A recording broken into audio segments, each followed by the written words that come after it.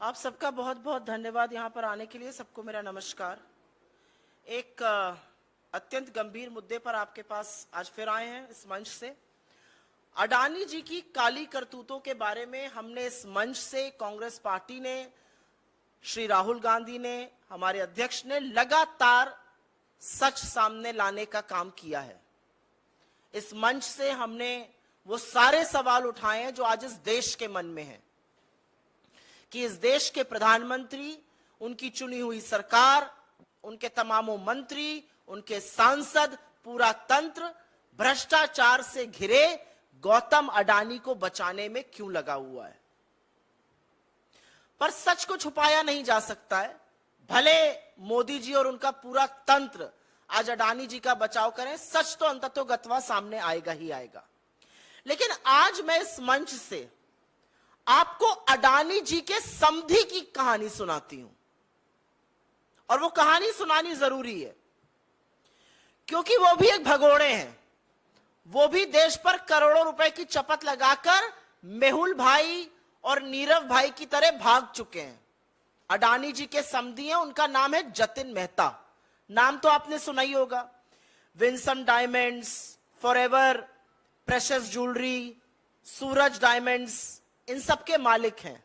याद आना चाहिए आपको, ये वही कंपनियां हैं जिन्होंने पंजाब नेशनल बैंक और तमाम अन्य भारतीय सरकारी बैंकों पर चपत लगाई 7,000 करोड़ रुपए की। $1 बिलियन की चोरी कर कर ये आदमी हिंदुस्तान से भाग गया, दूसरी जगह का नागरिक बन गया, और सरकार ने आंखों पर पट्टी और मुंह में दही जमाकर कुछ भी नहीं किया इसके खिलाफ। ये जतिन मेहता अडानी जी के समधी की कहानी है। लेकिन हम ये कहानी इसलिए सुना रहे हैं क्योंकि जतिन मेहता के भागने में, उनके पैसे के गबन में, उनकी काली करतूतें पूरी तरह से अडानी स्कैम से जुड़ी हुई हैं। मैं बहुत कुछ पहनने से पहले थोड़ा सा जतिन मेहता और उनकी पत्नी जी के बारे में आपको और बता देना चाहती हूं। जतिन मेहता जी की लड़की की शादी गौतम अडानी के बड़े भाई विनोद अडानी की लड़के से हुई है, इसलिए वो परिवार के समधी हैं। अब इससे ज्यादा घनिष्ठ संबंध दूसरा शायद ही कोई होता होगा।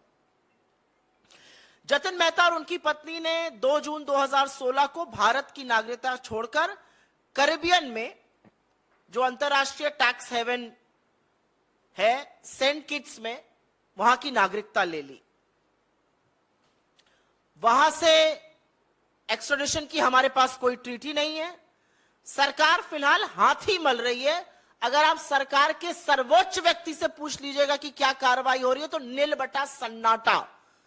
हमारी तरफ कहा जाता है नील बटा सन्नाटा, जीरो, शून्य कार्रवाई हो रही है जतिन मेहता के खिलाफ। असल में यूके के अंतरराष्ट्रीय बैंकों द्वारा जतिन मेहता पर केस चलाया जा रहा है, लेकिन उससे भारत में जो उन्होंने फ्रॉड किया है, जो $1 बिलियन करीब 7,000 करोड़ रुपए की चपत लगाकर जो वो भग गए, उससे भारत की कार्रवाई और भारत के किसी बैंक का कोई लेना देना नहीं है।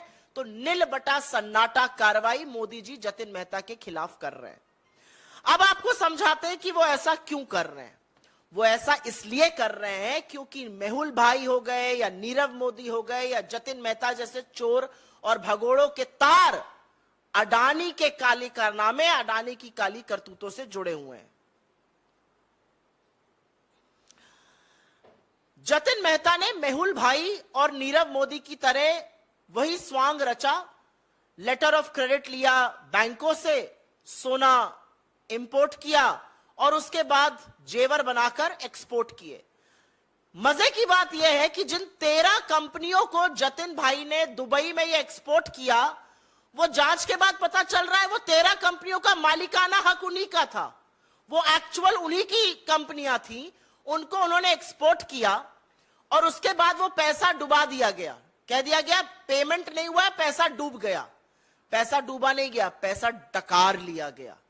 $1 बिलियन भारतीय बैंकों के, भारतीय करदाताओं के, भारत की सरजमी के $1 बिलियन 7,000 करोड़ रुपए पूरी तरह से डकार लिए गए, ये स्वांग रच के कि हम एक्सपोर्ट कर रहे हैं। 13 कंपनियां उन्हीं की थी, उनको एक्सपोर्ट कर रहे थे। तो सबसे बड़ा मामला ये मनी स्विंडलिंग का बनता है, लेकिन ईडी भगवान जाने कहां है, समझ ही में नहीं आता किसकी तफ्तीश कर रही है, पता नहीं किस विपक्ष के पीछे पड़ी हुई है। अब आपको लेकिन सीधा तार और सीधी स्टोरी जो जतिन मेहता की अडानी के स्कैम से जुड़ी हुई है, बेनामी संपत्ति से जुड़ी हुई है, बेनामी पैसे से जुड़ी हुई है, जिस पर हम सवाल उठा रहे हैं, वो समझा देते हैं आपको। अभी मैंने 13 कंपनियों का जिक्र इसलिए किया क्योंकि जिससे पता चले कि उनके ऊपर किस किस तरह के मामले चल सकते हैं भारतीय सरकार के, वो कैसे चूना लगाकर भाग गए, ये समझाना जरूरी था। इसलिए मैंने अभी आपको पहले उनके काले कारनामों के बारे में बताया। मोंटेरोसा नाम का एक कंपनियों का समूह है, ये शेल ग्रुप्स की मालिक है, मॉरिशस स्थित है मोंटेरोसा। इसका जिक्र तमाम रिपोर्ट्स में भी हुआ है, इसकी बखिया भी काफी अब खुल रही है, कलई खुलती जा रही है। मोंटेरोसा समूह की जो कंपनियां हैं, ये तथाकथित तौर से उन शेल कंपनियों में पैसा डाल रही हैं जिनके थ्रू अडानी के पास पैसा आ रहा है। जो सवाल हम पूछ रहे हैं और जो सवाल देश पूछ रहा है, 20,000 करोड़ किसके हैं? यह 20,000 करोड़ बेनामी पैसा है जो शेल कंपनीज के माध्यम से अडानी समूह में आया है, और इन शेल कंपनीज का मालिकाना हक मोंटेरोसा समूह के पास है। जतिन मेहता और मोंटेरोसा के लिंक है आपस में, समधी साहब के और शेल कंपनीज के जो हेड है उनके आपस में लिंक्स हैं। मोंटेरोसा के सीईओ और चेयरमैन के साथ जतिन मेहता कई कंपनीज में डायरेक्टर रहे हैं। मोंटेरोसा के साथ चैंग ल्यूंग लिंग, जिनका हमने वो जो चीनी व्यक्ति था चैंग चुंग लिंग, जो चीनी कनेक्शन एक मोदी अडानी के साथ है, उस पर हमने जो बोला है, उनके साथ लिंक है। मोंटेरोसा और जतिन मेहता का सीधे सीधे संबंध है, और इस संबंध के चलते, क्योंकि हम सवाल बार बार उठा रहे हैं कि 20,000 करोड़ किसके हैं, ये जो पैसा चोरी किया गया हिंदुस्तान से, जो गबन कर लिया गया, जो डकार लिया गया, ये किसका पैसा है? ये लेकर भाग गए, इनको वापस क्यों नहीं लाया जा रहा है? इनके खिलाफ क्या कार्रवाई हो रही है? भारत के बैंकों का $1 बिलियन, उस टाइम के हिसाब से $1 बिलियन, अभी और ज्यादा 7,000 करोड़ रुपए लेकर जतिन मेहता भाग जाता है, समधी साहब भाग जाते हैं, और मोदी जी कुछ करते नहीं है। और अब पता चलता है कि जो शेल कंपनियां लगातार अडानी में पैसा डाल रही हैं, उनसे उनके संबंध है। तो भैया सवाल तो बनेगा ही कि 20,000 करोड़ किसके हैं? ये बहुत बड़ी गुत्थी है, ये जलेबी है, और उस जलेबी को बना कौन रहा है? अडानी और मोदी जी मिलकर। और मैं इसलिए कह रही हूं मिलकर ये जलेबी बनाई और पकाई जा रही है, क्योंकि अगर ये जलेबी नहीं है तो ये और क्या है? हम बड़ा आरोप लगा रहे हैं और हर बार सवाल का जवाब नहीं आता। मैं अपनी बात को कंक्लूड करूंगी कुछ ज्वलंत सवाल पूछकर। जतिन मेहता को कौन बचा रहा है? जतिन मेहता जो गौतम अडानी के परिवार के समधी हैं, वही गौतम अडानी जो मोदी जी के परम मित्र हैं, उनको कौन बचा रहा है? उनके खिलाफ कार्रवाई क्यों नहीं की जा रही है? और अब कुछ तथ्य सुन लीजिए जिससे आप भौचक्के रह जाएंगे। सीबीआई ने 5 अप्रैल 2017, 3 साल बाद एफआईआर दर्ज करी, जबकि बैंकों ने 2014 से कहना शुरू कर दिया था कि जतिन मेहता जो है उसके खिलाफ शिकायत करी थी। 3 साल बाद एफआईआर क्यों दर्ज होती है? कौन बचा रहा है? एफआईआर में देरी क्यों हुई?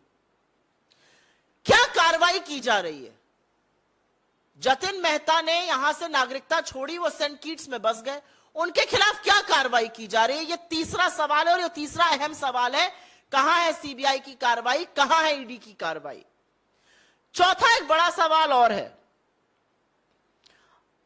चाहे वो इकोनॉमिक ऑफेंसेस विंग हो, चाहे वो ईडी हो, चाहे वो एसएफआईओ हो, चाहे वो वित्त मंत्रालय हो, 3.5 साल तक इस घोटाले में कार्रवाई क्यों नहीं की गई? सब लोग चुप क्यों रहे? क्योंकि वो गौतम अडानी के समधी हैं, क्योंकि कहीं पर उनके तार अडानी के काली करतूतों और अडानी स्कैम से जुड़े हुए हैं, इसलिए मोदी जी चुप रहे। एक और बड़ा सवाल है, विदेश मंत्रालय, गृह मंत्रालय, वित्त मंत्रालय सहित इतना बड़ा धोखा करके एक आदमी भाग जाता है, दूसरे देश की नागरिकता लेता है अपनी पत्नी के साथ। इनको एनओसी किसने दी? यह बड़ा सवाल है। ऐसे नागरिकता नहीं मिल जाती है। No objection certificate Jatin Mehta ji जैसे आदमी को किसने दिया? जतिन मेहता जो 7,000 करोड़ की चपत लगाकर, भारतीयों का पैसा लेकर, चूना लगाकर, गबन कर डकार कर भाग गया, और जिसका अडानी से लिंक है, अडानी के घोटाले से लिंक है, उसको एनओसी किसने दी दूसरी जगह की नागरिकता लेने के लिए? और ऐसी जगह की नागरिकता जहां से आप उसको वापस नहीं ला सकते। यह बड़ा सवाल है, किसने साइन किया उस फाइल पर, किसने एनओसी दी? और अंत में सवाल तो वही है, 20,000 करोड़ रुपए किसके हैं? मोदी जी इस पर चुप क्यों हैं? इस पर जेपीसी गठित करके दूध का दूध और पानी का पानी क्यों नहीं कर देते? और अब समझ में हमें यह पूरी तरह से आ रहा है कि चोरों का नाम लेते ही तिल मिलाते क्यों हैं साहब। नीरव मोदी का नाम ले लो, मेहुल चोकसी का नाम ले लो, मेहुल भाई का नाम ले लो, जतिन मेहता का नाम ले लो, बड़ा तिलमिला जाते हैं मोदी जी। और तिलमिला ही नहीं जाते हैं, बिल्कुल मौन धारण कर लेते हैं, सवालों का जवाब नहीं देते। सवाल पूछने वाले राहुल गांधी जी के खिलाफ एक षड्यंत्र रचते हैं और उनको डिस्क्वालीफाई कराते हैं। तो सवाल तो पूछे जाएंगे, और सवाल यह पूछे जाएंगे कि एक ऐसा व्यक्ति जिसके अब लिंक पता चल रहे हैं अडानी के महा स्कैम से, जो भारत में करोड़ों रुपए का गबन करके भाग गया, और जो समधी है अडानी परिवार का, उसके खिलाफ आप क्या कर रहे हैं? I will very briefly make a statement in English on this, because some very startling revelations have come to fore as far as the Adani scam is concerned. And you will be shocked to know some very shocking revelations that have happened. We have from this stage and this platform, and as the Congress party, raised questions on the Adani scam. We have consistently asked questions. Who does 20,000 crore belong to? Who is the owner of the 20,000 crore unaccounted illicit money that has flown into the Adani empire? And today we will tell you a story about Jatin Mehta. His daughter is married into Adani family, extremely close ties. You must have heard of Jatin Mehta. Jatin Mehta is the owner of Winsome Diamonds. He is the owner of Forever Precious Jewelry and Diamonds. He's also the owner of Suraj Diamonds. And if you remember Jatin Mehta swindled 7,000 crore rupees of Indian banks at that exchange rate, $1 billion, and fled this country right under the nose of Mr. Narendra Modi. He not just fled the country, he also took citizenship of St. Kitts in Caribbean. And an NOC was issued by the Indian government. No effort is being made to get him back. No effort whatsoever is being made to probe him. No effort whatsoever is being made to make him face the law and the legal system of this country. But I want to emphasize on the links that exist between Mr. Jatin Mehta and the Adani scam, which has now come to fore. Jatin Mehta, as you know, and he used exactly the same route that people like Mehul Bhai or Nirav Modi used, which was to import gold on the basis of letters of credit from Indian banks. They made it into jewelry. This jewelry was then exported to Dubai. It's shocking that the 13 companies to which this jewelry was exported in Dubai were eventually all owned by Jatin Mehta and his family. It was said that those companies refused to make the payments, and which is why that money turned into losses. Actually, that money was swindled by Jatin Mehta and family. That money belongs to honest taxpayers of this country. It's money that belongs to public sector banks of this country. It's money for which the ED and the CBI should be running from pillar to post, but nothing is happening on that. The bigger story here, however, is that Jatin Mehta has a direct link to the Adani scam. There is a group of companies based out of Mauritius, allegedly the owners of the shell companies, that are pumping in money into the Adani group by the name of Monte Rosa. Jatin Mehta has direct links with Monte Rosa. In fact, Monte Rosa's chairman and CEO served as director in 3 companies alongside Jatin Mehta. Monterosa also has links with Chang Chong-ling, the Chinese suspicious national who is a part of the Communist Party of China and who've been talking about very frequently. But the question is, why is the government not acting against these fugitives? Why is the government not acting against people like Jatin Mehta or Mehul Bhai or Nirav Modi? Where has that probe reached? And which is why we are only raising some relevant questions. Who is protecting Jatin Mehta? Why is the might of the Indian law not chasing him? What about the EOW, the SFIO, the CBI, the ED? Why are they not probing him? Why was an FIR registered 3 years, over 3 years, after the banks first said that Jatin Mehta is defaulting and he could be swindling money? And more than anything else, on 2nd June 2016, when the Prime Minister was Mr. Narendra Modi, right under his nose, Jatin Mehta and his wife took the citizenship of St. Kitts in the Caribbean. Who gave him an NOC? Who gave him a no objection certificate? Why was that no objection certificate issued to a fugitive who had swindled Indian money and who, of course, now has direct links to the Adani scam?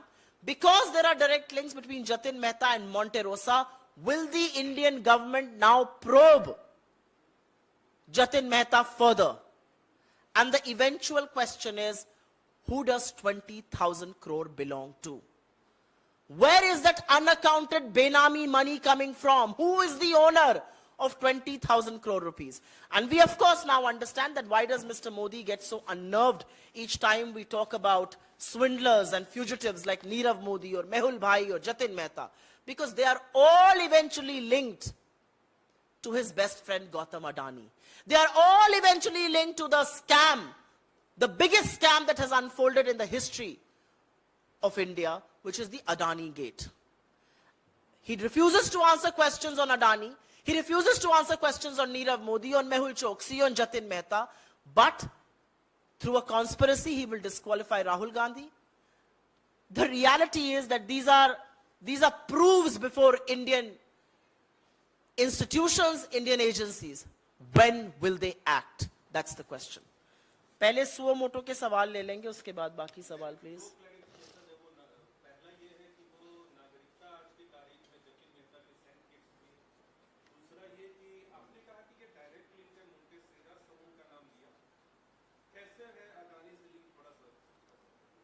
दो जून 2016 को जतिन मेहता और उनकी पत्नी ने Saint Kitts की नागरिकता ली थी. भारत की नागरिकता को छोड़कर, पैसे गबन करके, पैसे डकार कर वो इस देश को छोड़कर भाग गए थे. और वो देश को छोड़कर मोदी जी की रजीम में भागे थे. मोदी जी की नाक के नीचे नीरव मोदी भागे, मोदी जी की नाक के नीचे विजय माल्या भागे, मोदी जी की नाक के नीचे मेहुल भाई भागे, और मोदी जी की नाक के नीचे, पता नहीं उनके संरक्षण के चलते या ये मैं नहीं जानती, लेकिन उन्हीं की नाक के नीचे जतिन मेहता भी भागे. ये सब लोग भाग जाते हैं. इनको वापस लाने में कोई कवायद नहीं की जाती है. एक आदमी के खिलाफ इंटरपोल अपनी नोटिस विड्रॉ कर लेता है. अब कोर्ट कह देता है कि वो भारत जा ही नहीं सकते. मेहुल भाई, मोदी जी उनको मेहुल भाई कहते हैं, उन्हीं के आदर में हम लोग भी उनको मेहुल भाई कहते हैं. तो सवाल यह है कि आपकी नाक के नीचे यह सब हो रहा है. लगातार नीरव मोदी पर बैंक्स लिख रहे थे कि ऐसा करने वाले हैं. सरकार ने क्या किया? विजय माल्या ने इस देश को छोड़कर भागने से पहले एक चिट्ठी लिखी थी तत्कालीन वित्त मंत्री को. उस चिट्ठी का खुलासा क्यों नहीं हो रहा है? उसके बारे में चर्चा क्यों नहीं हो रही है? तो आपकी नाक के नीचे से ये लोग भागे, फिर इन्होंने नागरिकता ले ली, और ऐसी जगह नागरिकता ली जहां से आप एक्स्ट्राडिशन नहीं कर सकते हैं. उसके लिए एनओसी तो भारत सरकार ही देता है. किसने दी एनओसी? वो किसने बोला हमें कोई ऑब्जेक्शन नहीं है, ये देश के हजारों करोड़ की संपत्ति, हजारों करोड़ का पैसा बैंकों को चूना लगा के भाग जाए, हमें कोई दिक्कत नहीं है, ये कहीं के भी नागरिक बन जाए, सानू की, हमें क्या करना है? तो ये तो मोदी जी ने किया है. और अगर मोदी जी ने नहीं किया तो इसका एक्सप्लेनेशन दे दे. 2016 से 2023 आ गया, 7 साल हो गए. कहां है ये भगोड़ा? क्या कार्रवाई हो रही है इस पर? जो यूके में कार्रवाई चल रही है वो इंटरनेशनल बैंक्स कर रहे हैं. उससे हमारा एक को बैंक का लेना देना नहीं है, एक संस्था का लेना देना नहीं है, एक एजेंसी का लेना देना नहीं है. अरे भाई, तो सीबीआई ने एफआईआर रजिस्टर करी थी, कहां गई वो सीबीआई की एफआईआर? क्या हो रहा है इस पर? ये सवाल पूछा जाएगा. ये आपकी नागरिकता का सवाल हो गया. मोंटेरोसा के साथ और क्योंकि मैंने आपको उन 13 कंपनीज के बारे में बताया था, उसके बारे में भी थोड़ा सा क्लैरिटी दे देती हूं। सोना आयात करते थे, इंपोर्ट आयात करते थे, लेटर ऑफ क्रेडिट सरकारी बैंक इशू करते हैं, वैसे ही मेहुल भाई भी लाते थे, वैसे ही नीरव मोदी भी लाते थे। उस सोने को ज्वेलरी बनाते थे, वो ज्वेलरी दुबई की कंपनियों को बेची जाती थी, कंपनियां पैसा देती थी, उससे धंधा चलता था। भाई साहब ने क्या किया, समधी जी ने, जतिन मेहता ने, उन्होंने 13 कंपनियों को बेचा सोना की ज्वेलरी बनाकर, जेवर बनाए, खूबसूरत ही बनाए होंगे, जेवर बनाकर बेचा उन्होंने। लेकिन मजे की बात यह कि 13 कंपनियां उन्हीं की थी, और फिर कह दिया 13 कंपनी ने पेमेंट ही नहीं किया। पेमेंट नहीं, आप ही डकार गए वो पैसा, आपने पैसा हजम कर लिया, आपने चूना लगाया देश को, और बैंकों के मुंह पर चूना लगाकर आप देश छोड़कर भाग गए। अगर इससे बड़ा सबूत आपको चाहिए, और इसमें सारे मालिकाना हक हैं, हम आपको जो रिलीज देंगे, मैं कंफ्यूज नहीं करना चाहती हूं, इस मंच से सिंपल रखना चाहती हूं, इसमें सारे हैं, कैसे एक व्यक्ति का 90% स्टेक था, कैसे एक व्यक्ति का 100% था, कौन कौन उसमें निदेशक था, सारी काले कारनामे हैं उसमें। तो ये तो उनके काले कारनामों की बात हो गई। फिर उन्होंने मोंटेरोसा के चेयरमैन और सीईओ के साथ कई कंपनियों में डायरेक्टर बनकर वो रहे, और डायरेक्टर बनके ही नहीं रहे, उनके कुछ बिजनेस ताल्लुकात भी रहे। मोंटेरोसा का अडानी समूह में पैसा लगा हुआ है शेल कंपनीज के माध्यम से। तो भैया ये जो जाल है, इसका खुलासा कौन करेगा? हमने आक्षेप लगाया, हमने प्रूफ रख दिया, अब जांच तो सरकार करेगी ना, या जांच भी अगर हम जांच करेंगे तो हमें सरकार में जिस दिन बैठेंगे उस दिन दूध का दूध और पानी का पानी करेंगे। लेकिन जिस तरह से मोदी जी और उनका पूरा तंत्र इस पर आंख पे पट्टी बांधे हुए हैं, यह साफ है कि ऐसे भगोड़ों का संरक्षण ही इसलिए किया जा रहा है क्योंकि इनके तार अडानी से जुड़े हुए हैं। अगर ये भाई साहब समधी ना होते तो अभी तक हवालात में होते, समधी हैं तो पूरी खातिरदारी करी जा रही है। जी, on this, sorry,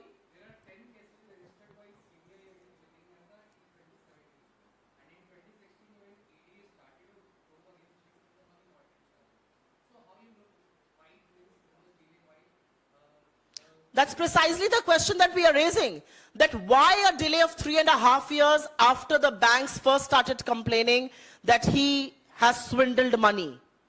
Why did it take 3.5 years for the FIR to be lodged? Because the first complaint before the CBI was made in 2014 February. It took them 3.5 years to lodge an FIR.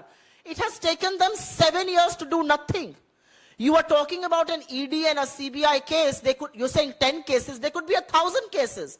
But those 1,000 cases are put in files, and those files are put in a locker, never to be touched. That's the reality. If the government wants to act, they need to question him. They need to bring him back to face the might of law in this country. They need to act against him. ED तो दौड़ दौड़ के विपक्षियों के यहाँ पहुंच जाती है, 1 minute की देरी नहीं करती। 4 गुना केसेस ईडी के हो गए 2014 से, 95% विपक्ष के खिलाफ है। अरे जिन लोगों ने इस देश का पैसे का गबन किया है, उनके खिलाफ ईडी क्यों नहीं एक्ट करती है? तो सवाल आपका बिल्कुल सही है, और सवाल का जवाब यह है, there are cases, but there is absolute inaction on those cases, because somehow, at least a case like this, completely links back and circles back to Gautam Adani. No, first this please. अभी आपका हो गया। हाँ,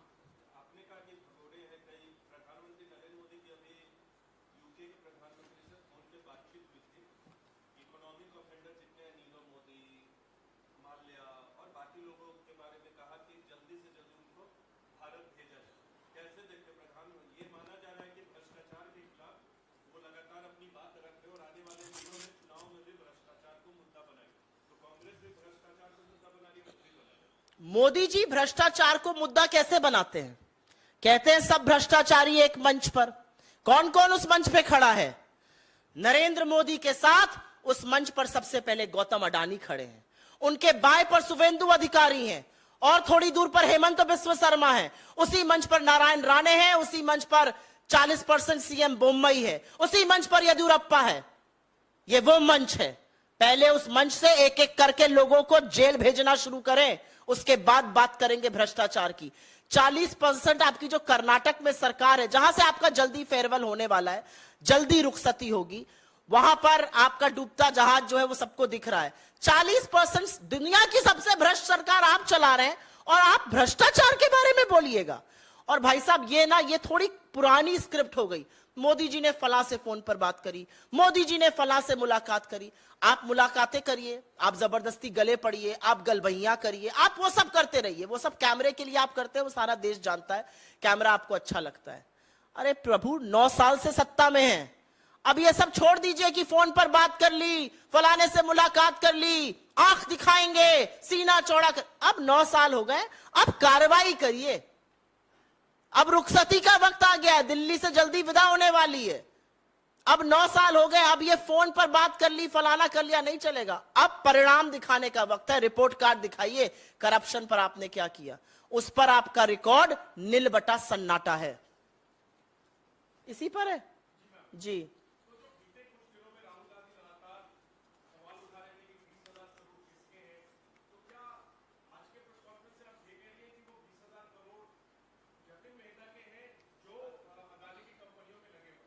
नहीं, मैं ये बिल्कुल नहीं कह रही हूं, और इसको बिल्कुल भी मिसलीड मत करने दीजिएगा आप। मैं ये बिल्कुल नहीं कह रही हूं 20,000 करोड़ उसके हैं, लेकिन मैं ये जरूर कह रही हूं कि 20,000 करोड़ बेनामी पैसा अडानी समूह में लगा है। उस अडानी समूह में लगा है जिस अडानी की मोनोपोली है पोर्ट में, एयरपोर्ट में, रिन्यूएबल एनर्जी में, सीमेंट में, फूड एंड एग्रीकल्चर में, इतने सारे सेक्टर्स में ये पैर पसारे हुए अडानी समूह है। मोनोपोली और एकाधिकार दिया हुआ है मोदी जी ने, नियम बदल बदल के दिया हुआ है। ऐसे ग्रुप में 20,000 करोड़ बेनामी किसी के लगे हैं। वो पैसा किसका है, ये हम लगातार सवाल उठा रहे हैं। हम ये सवाल उठा रहे हैं कि समधी साहब 7,000 करोड़ की चपत लगाकर भाग गए।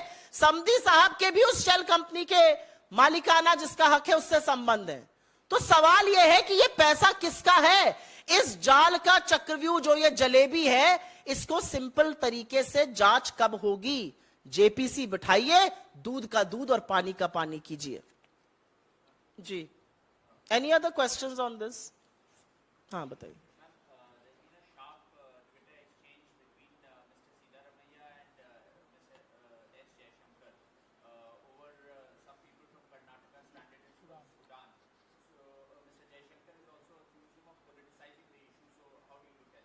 You know, I am actually very shocked at the reaction that came. And I think our leader, Mr. Siddaramaiah ji, gave him an exactly apt reply when he said, if he is done with appalling, he needs to start assisting citizens.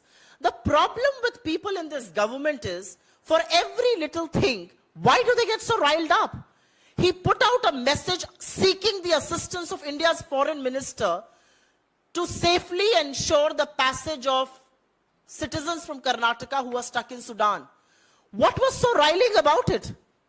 The problem with most of these ministers who are so eager to prove their loyalty to their master and be his voice is that they have forgotten that they are sworn to certain responsibilities. They are sworn to accountability. This was nothing about politicizing.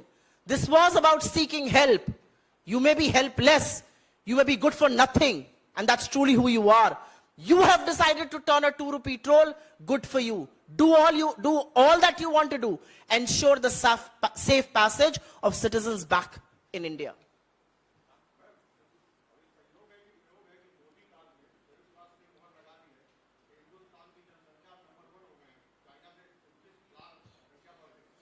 अब इसमें तो मोदी जी का contribution होना थोड़ा मुश्किल ही होगा, मुझे लगता है। इसमें भी अब थैंक यू मोदी जी कहने लगे तो पता नहीं प्रहलाद जोशी जैसे या रवि किशन जी जैसे लोग हो सकता है इसमें भी थैंक यू मोदी के नारे लगाने लगे। अब मुझे लगता है जनसंख्या बढ़ गई, उसमें मोदी जी का तो कंट्रीब्यूशन मुश्किल है, इसमें थैंक यू मोदी जी नहीं कहा जा सकता। लेकिन मेरा इस जनसंख्या के बढ़ने से आगे एक तथ्य है और इसमें एक सवाल है। जनसंख्या बढ़ रही है, हम विश्व के सबसे युवा राष्ट्र भी बन रहे हैं। हमारे युवाओं के लिए रोजगार कहां है? हम दुनिया के सबसे युवा राष्ट्र बन रहे हैं। जिसको डेमोग्राफिक डिविडेंड कहा जाता था वो आज डेमोग्राफिक डिजास्टर बन सकता है, क्योंकि हमारे युवाओं के पास रोजगार नहीं है, उनके रोजगार की कोई चर्चा नहीं है, उनके रोजगार की कोई बात नहीं है। वो रोजगार मांगते हैं तो उनको लाठियां चलाई जाती हैं। वो एग्जाम लिखने जाते हैं रोजगार के लिए, वो पेपर लीक भाजपाई करा देते हैं। वो एग्जाम लिखने जाते हैं, वहां पर पता चलता है परीक्षा निरस्त हो गई, अब सालों साल कोर्ट में बीत रहा है। हमारे बच्चे जब रोजगार मांगते हैं तो उनको हिदायत दी जाती है पकौड़ा तल लो। अरे पकौड़ा तलने वाला तेल भी आपने 90 से 200 कर लिया, और जिस गैस पर तला जाएगा वो 400 से 1200 हो गई। तो सवाल यह है कि जनसंख्या का बढ़ना या घटना दूसरी बात है, सवाल दूसरा है। सवाल यह है कि जो जनसंख्या बढ़ रही है और जो ज्यादा युवा आज आ रहे हैं, उनके लिए इस सरकार के पास क्या प्लान है? क्या कोई भी इस सरकार में यह सोच भी रहा है कि इस बढ़ती हुई जनसंख्या का या इस युवा राष्ट्र का या 60% जो युवा है इस देश में, उनके जीवन यापन का क्या होगा?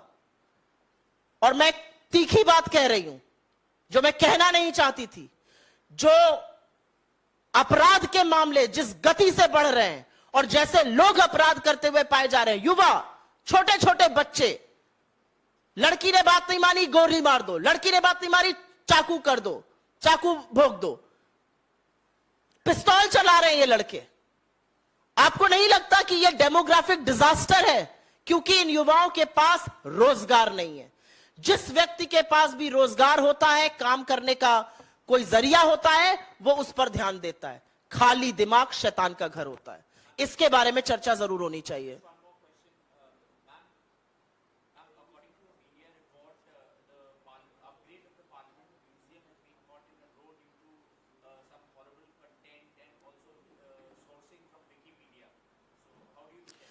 This government relies on fake news. The BJP is the biggest fake news factory in the world. Why am I not surprised about this? They rely on Google, they rely on fake news, they rely on all kinds of unsubstantiated charges to run this government, and that's exactly what is happening.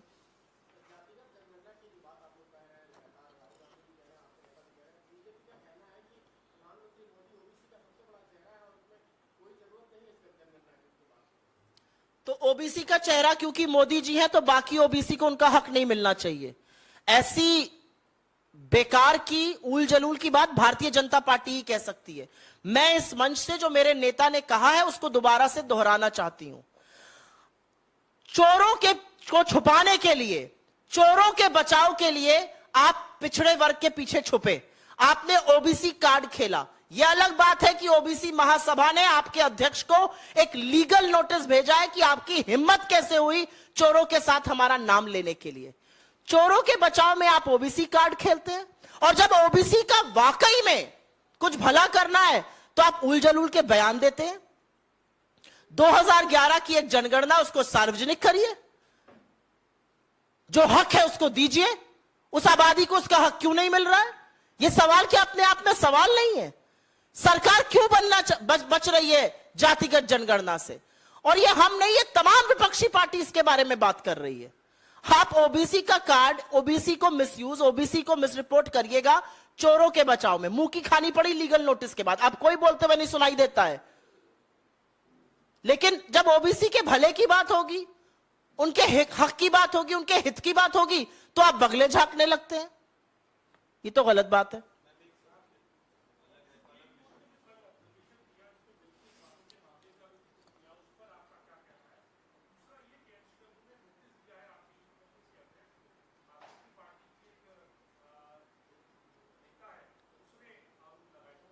पहले मैं आपके बिल्किस बानो के सवाल पर जरूर जवाब देना चाहती हूं। सिर्फ कोर्ट ही नहीं, यह देश भी पूछता है कि आज वो बिल्किस है, कल वो कोई भी और हो सकता है। वो हम में से यहां पर बैठी हुई कोई भी महिला हो सकती है, वो सड़क पर आपकी बहन हो सकती है, वो कोई भी महिला इस देश की हो सकती है जिसके खिलाफ इतना जघन्य अपराध हुआ हो। अपराध छोटा मोटा नहीं था, अपराध सिर्फ गैंगरेप नहीं था।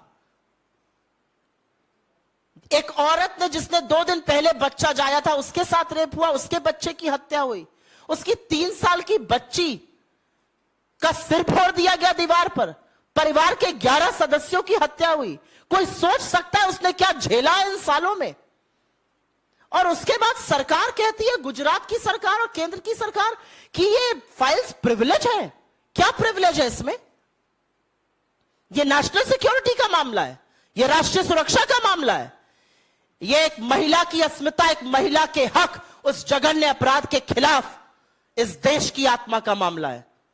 आपको सच बताना पड़ेगा, किस आधार पर आपने इतने जघन्य अपराधियों को रिलीज किया और किस आधार पर आपके लोगों ने उन्हें संस्कारी कहा। सुप्रीम कोर्ट ने जो सवाल पूछा है वो बिल्कुल सही सवाल है, और आज इस देश की हर औरत पूछती है, ऐसे लोगों को बचाते हैं मोदी जी और उनके लोग, और कहां है स्मृति ईरानी जी, कहां है बाकी नेत्रियां, मुंह पर बिल्कुल चुप टेप लगाकर बैठ जाती हैं। आज जो सुप्रीम कोर्ट ने सवाल पूछा है वो इस देश की आत्मा को झकझोरता है सवाल, कि कल बिल्किस है, आज कोई और हो सकता है, और क्या छुपाने की कोशिश कर रही है ये सरकार। There is absolutely nothing about national security here. The truth about how the convicts of Bilkis Bano were released need to come out, because that's the truth. Every woman in this country, including myself, wants to know what was the ground on which they were released. आपने एक और जो सवाल पूछा उसका simple जवाब मेरे पास यह है कि इस केस में हमारे फ्रंटल के अध्यक्ष ने एक मानहानि का मुकदमा किया है, और क्योंकि वो सब जुडिस है, मुझे लगता है इस पर टिप्पणी करना मेरे लिए सही नहीं होगा। और कोई सवाल?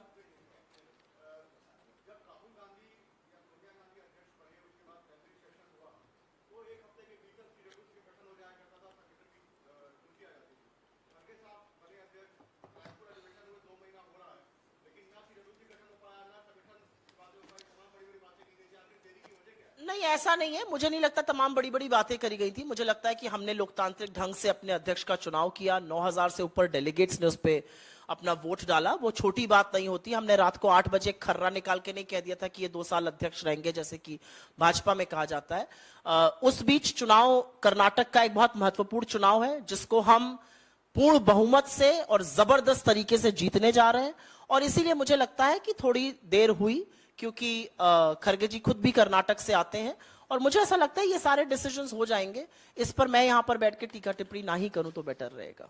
थैंक यू जी। अब आप ऑफ लीजिए। Thank you, thanks very much, धन्यवाद।